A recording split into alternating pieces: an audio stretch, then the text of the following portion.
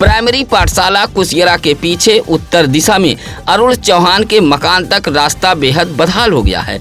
Interlocking व नाली की जरूरत है। इसको लेकर नगर पालिका परिषद भदोही को पत्र भी सौंपा गया।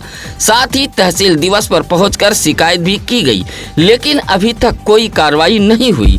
हल्की बारिश के बाद मोहल्ले का यह रास्ता पूरी तरह बदहाल हो जाता है। गंदगी, जलजमाव, बदहाल सड़क के चलते मोहल्ले में रहना दुश्वार हो गया है। कच्चा रास्ता होने के चलते आवागमन करना काफी कठिनाई भरा हो गया है। मोहल्ले के लोगों ने प्रदर्शन करते हुए प्राइमरी पाठशाला के पीछे से अरुण चौहान के मकान तक इंटरलॉकिंग व नाली निर्माण की मांग की है।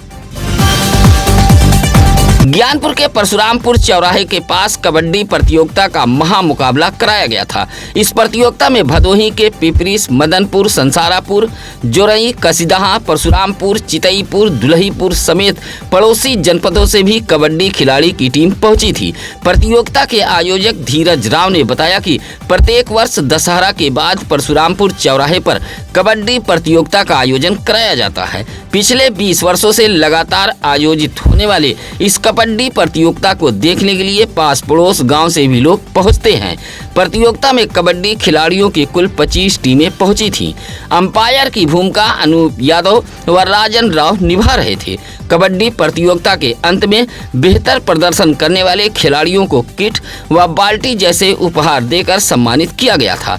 कार्यक्रम को संपन्न कराने में धनंजय, रविकांत, गोलू, सचिन, राहुल, मुकेश शामिल रहे।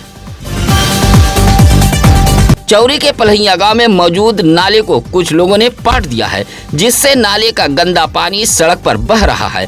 विरोध करने पर नाला पाटने वाले मारपीट व गाली गलौज पर उतारू हैं। पलहिया गांव के लोगों ने नाला पाटने वालों के खिलाफ प्रदर्शन करते हुए कार्रवाई की मांग की है।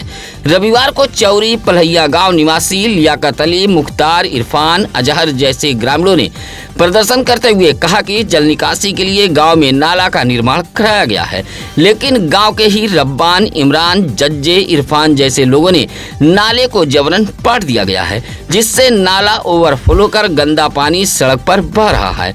नाले के गंदे पानी से बदबू उठ रही है, जिससे बस्ती में रहना दुश्वार हो गया है। बीमारी फैलने का भी डर बना हुआ है। विरोध करने पर नाला पाटने वाले गाली गलौज, मारने पीटने की धमकी दे रहे हैं, जिससे गांव में शांति भंग की आशंका बनी हुई है। सरोही बाजार के डी बाबा मंदिर के पास स्कूटी सवार अनियंत्रित होकर सड़क पर गिर गया। स्कूटी चला रहा अधेड़ घायल हो गया था। बाजार में ही इलाज कर स्कूटी सवार अपने घर के लिए रवाना हो गया था। औराई के खेतलपुर निवासी 42 वर्षीय राम प्रसाद उर्फ पिंटू सरोज नामक व्यक्ति स्कूटी से भदोही औराई की तरफ जा रहा था। सरोही के डी बाबा मंदिर के पास पहुंचा, तभी स्कूटी अनियंत्रित हो गई, जिससे गिरकर राम प्रसाद उर्फ पिंटू सरोज घायल हो गया था। आगामी पंचायत चुनाव में जनता दल यूनाइटेड पार्टी भदोही जिले में दो हाथ करेगी। पंचायत चुनाव को लेकर भदोही जिले के पदाधिकारी अभी से ही कमर कसने लगे हैं। रविवार को पार्टी की एक बैठक असनाव बाजार के जिला कार्यालय पर आयोजित की गई थी। बैठक की अध्यक्षता जदयू के भदोही जिला अध्यक्ष सर्वेश राय कर रहे थे।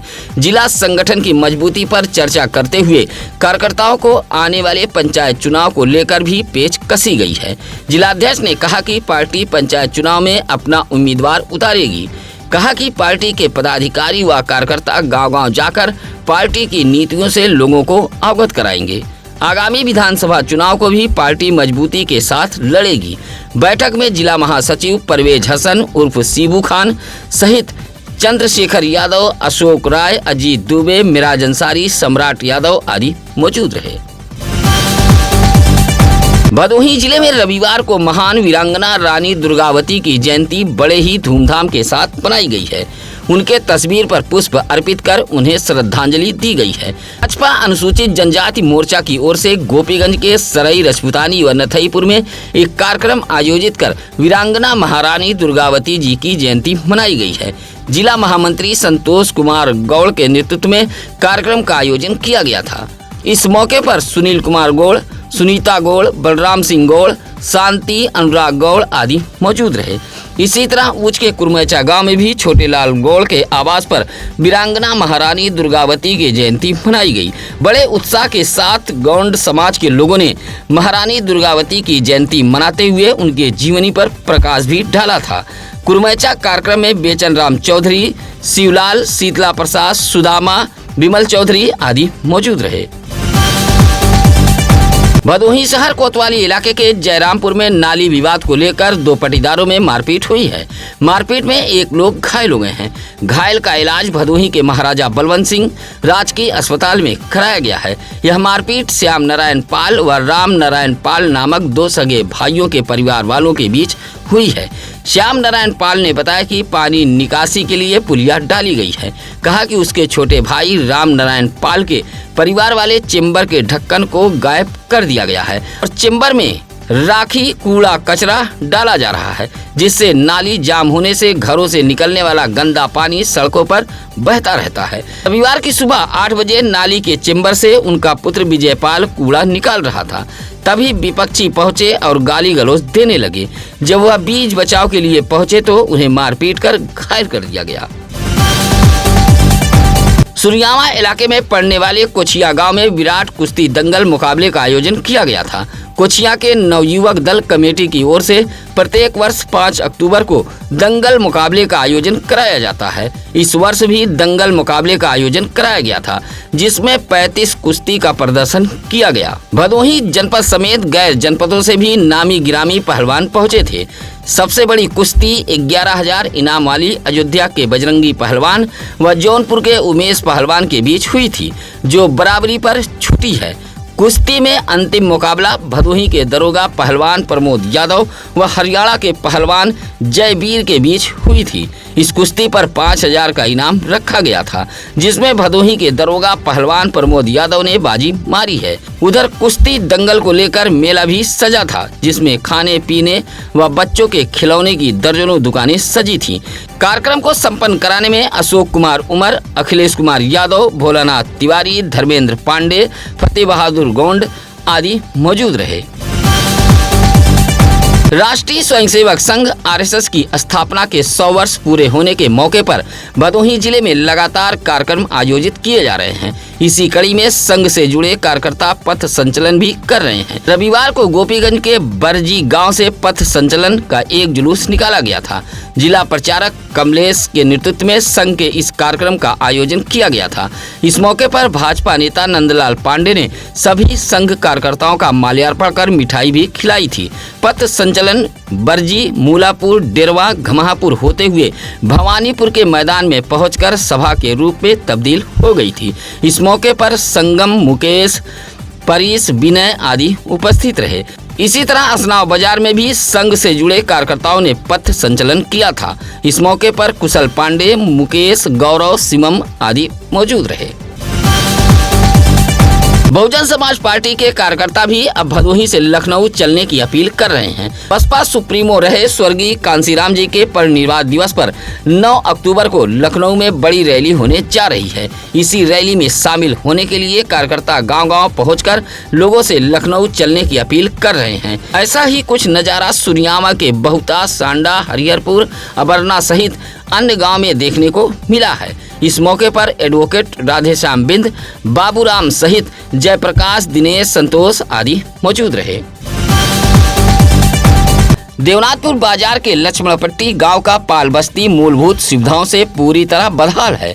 पाल बस्ती के लोगों का कहना है कि चुनाव जीतने के बाद प्रधान जी अपने मस्ती में चूर रहे। अपनी जेब भरने के चक्कर में प्रधान जी ने पाल बस्ती के दर्द को नहीं जाना। अब ऐसे प्रधान जी को पाल बस्ती के लोग चुनाव में सबक सिखाने की बात कह रहे हैं।